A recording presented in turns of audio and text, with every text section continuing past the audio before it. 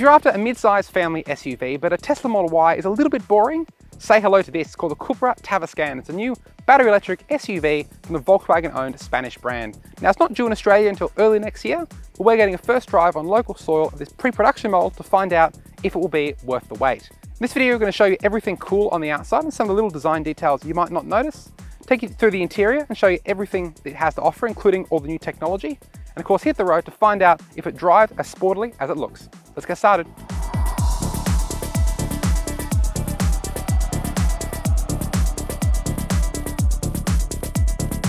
The Tavascan is the second electric car from Cupra following the Born hatch that came to Australia about 18 months ago. Now, this car has the same MEB electric vehicle platform as the Born, as well as a whole bunch of other models from the Volkswagen group. Think the Volkswagen ID4 and ID5, as well as the Skoda Enyaq. You can see some of that shared DNA in the door handles of this car, similar to what you see on something like an ID4 or an ID5.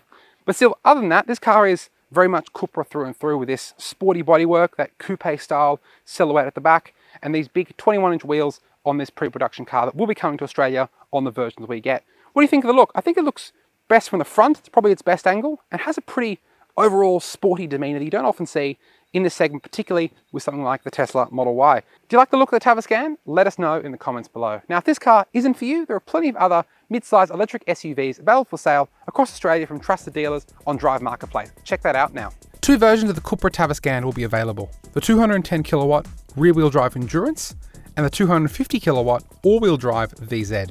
Prices are yet to be finalised, but Cupra says the Endurance will start from less than $70,000 before on-road costs, while the VZ will start from less than $80,000 before on-road costs. Standard equipment in the Endurance includes 19-inch alloy wheels, LED headlights, a 15-inch touchscreen with wireless Apple CarPlay and Android Auto, 5.3-inch instrument display, 3-zone climate control, fabric and leather seats, and a power tailgate. An interior pack will be available with 20-inch wheels, microfiber and leather trim, heated power adjustable front seats, a 360-degree camera, premium audio, and more. The VZ will have the contents of the interior pack, plus 21-inch alloy wheels, adaptive suspension, a panoramic glass roof, and matrix LED headlights. That top spec car will also be available with an extreme package with different wheels, leather trim, sportier front seats, and performance tyres. Powering the Cupra Tavascan VZ on test here are dual electric motors developing 250 kilowatts, fed by a 77 kilowatt-hour battery pack with a 499 kilometers of claimed driving range, compared to 534 kilometers in the rear-wheel drive Endurance. Cupra claims a 0 to 100 km/h acceleration time of 5.5 seconds, as well as a 10 to 80% DC fast charge of 28 minutes. Inside the Tavascan, the first thing you notice is just the sporty design of this cabin, especially compared to the minimalist look of a Tesla Model Y. You've got this cool spine running down the center of the dashboard that is a dominant feature in the design of this car. Some copper colored accents on the dash, ambient lighting around the place, and overall a really nice presentation that's very different to a Model Y, a BZ4X, a Hyundai Ioniq 5, some of the other cars in this class. You've got these lovely front sport seats in this model. Now, this is a pre-production car, so there's a bit of mixing and matching from a trim and features point of view. We've got this nice blue suede-like accents on the inside, as well as leather bolsters on the outside. Really supportive and feel really good on the road. Lovely sport steering wheel here, trimmed in leather, with these nice little satellite buttons on it as well. Feels sporty with some regen paddles as well for controlling your different levels of regenerative braking behind the steering wheel. Now, it's worth noting, as with many electric cars, there's no start button to turn this car on. You just sit in the seat, the car detects you're there, foot on the brake, and then turn on this stalk on the right side of the steering wheel to put the car into drive or reverse. It's a funky feature, obviously something you get used to the more you drive the car, but it is a little bit unusual at first. But of course, it's something we'll get used to in all sorts of electric cars that have this design. In terms of tech, you've got a big 15-inch touchscreen in the center of the dashboard here, wireless Apple CarPlay, wireless Android Auto as well, which is nice to see. And this is newer software than what you get in, say, a Cupra Born. So it's quite snappy, quite quick to respond. Not quite as quick as a Tesla, but to be fair, few cars in this class can actually match that car for how quick and responsive its infotainment screen is. It's well featured, it's pretty easy to use once you get a head around some of its menus. Touch-sensitive controls are used heavily throughout the car, including volume and air temperature sliders under the touchscreen, as well as the steering wheel. We do have a row of touch controls on the bottom of the screen which stay pinned for different functions like fan speed, recirculating air, things like that that you use on a day-to-day basis. Ahead of me here is a 5.3-inch digital driver's display. It's not particularly flashy, especially compared to a petrol-powered Cupra, but it does show the basic information you need like speed, energy consumption, battery, state of charge, things like that. Ahead of me again is an augmented reality head-up display, which is a bit of a gimmick on paper, I will admit, that augmented reality function. But in the real world, it shows you things like how far you are out of the car ahead. It shows you your lane keep assist activating if you're veering from your lane a little bit. And it is a pretty cool feature on the road. It's nice to see in a car that's trying to be so high-tech and forward-thinking like this one. From a storage and amenities point of view, this car is pretty well appointed too. Storage is pretty good. You can see quite a deep center console box here to note. Of course, glove box, door bins as well are all pretty big. Some more storage space as well under this center console, and even here next to the wireless phone charger for storing your keys and little bits and bobs like that. In terms of amenities, you've also got things like heated and ventilated seats, panoramic glass sunroof, wireless phone charger, all those kind of things on top of the range models. So of course, this car does mix and match a little bit, given it is a pre-production car. So worth heading to Drive.com.au to see the full list of specs and what you can expect to see in the Tavascan when it comes to Australia early next year. But overall, love the interior design of this car. Not perfect in some areas. Things like those touch controls do get on our nerves a little bit. But overall, it's a nice place to be and quite a sporty design compared to some of the other cars in this class. Sitting in the back of the Tavascan, the first thing I want to point out is these rear seats are grey and the front seats are blue. This is a pre-production car, so there's been a bit of mixing and matching in terms of trim, but what matters is the space is really good. You can see great near into this front seat. It's set up for where I drive. I'm 186 centimeters tall, 6'1" if you prefer.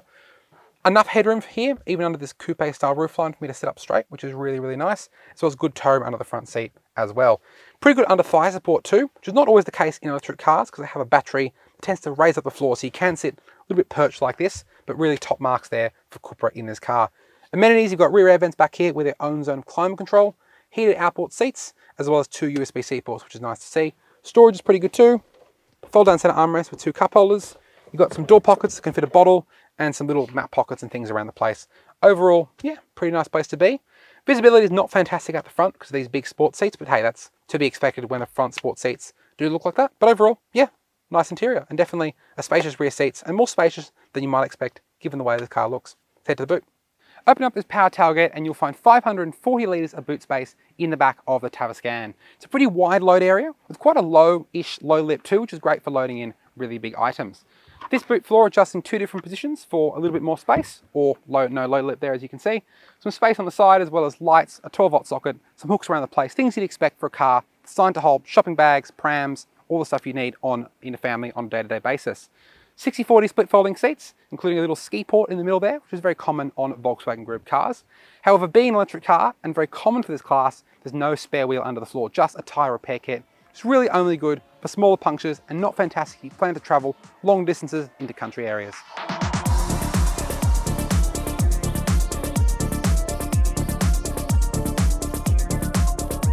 All right, on the road in the Cupra Tavascan. This car here is a dual motor version, so 250 kilowatts. Put your foot down. There's definitely no shortage of punch in this car. 0 to 100 in 5.5 seconds. I wouldn't say it's as quick as a Model Y Performance, for example, but there's more than enough punch for what this car is, and it doesn't really feel slow or left behind on a country road. The steering is nice and natural and direct. It sits quite flat in corners. Obviously, you can feel that weight. 2.2 tons, 2.3 tons or close to is a lot of mass to move in and out of corner, and it does feel like it at times. Not quite as nimble as we'd like, but still, for a big electric SUV, it's going to be driven around town most of the time. It is pretty good in that regard. The ride is pretty good as well. It's a little bit firm at lower speeds, but higher speeds, and even in its firmer settings, it does settle quite nicely on an Aussie road and doesn't feel too wallowy or too stiff or firm or anything like that, which is quite nice. Something I'm not as much of a fan of with this Tavascan are the brakes. You've got 4 different modes of regen, 1, 2, 3, and off. And of course, none of them will bring you to a full stop like you might expect of a Tesla, for example, which is a bit of a shame, but it's the brake pedal we're less of a fan with. So you find yourself going quickly on a nice road and approach a corner and want to put your foot on the brakes. They do need a bit of quite a fair push before they really start to bring the car to a halt. It's not the most confidence inspiring when you're hurtling in a corner quite quickly and you push the brakes and not a whole lot happens. It's just a tuning thing. It could be a little bit improved for a future version of this Tavascan. Other things to note in terms of wind noise and visibility, it's all okay. It's a bit limited out the back in terms of vision, but the side mirrors are a decent size and out the front it is pretty good. There is some tyre noise on coarse chip surfaces from those big 21-inch wheels and tyres, though otherwise it is pretty good. There's not too much wind noise, and on smooth roads it is pretty quiet, as you'd expect of an electric car, because there is no engine whirring away under the bonnet either.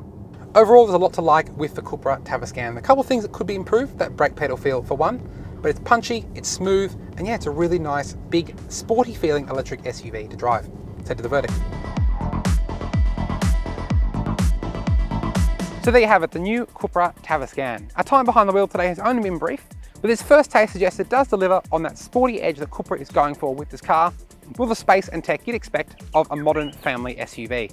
We're excited to spend more time behind the wheel in production versions in the new year to see what this car is really like to live with day to day. If you enjoyed this video, why not give us a like to show us your support, and of course hit the subscribe button to stay updated with our latest car reviews and comparisons on Drive.com.au. To read the full review, head to the link in the description below.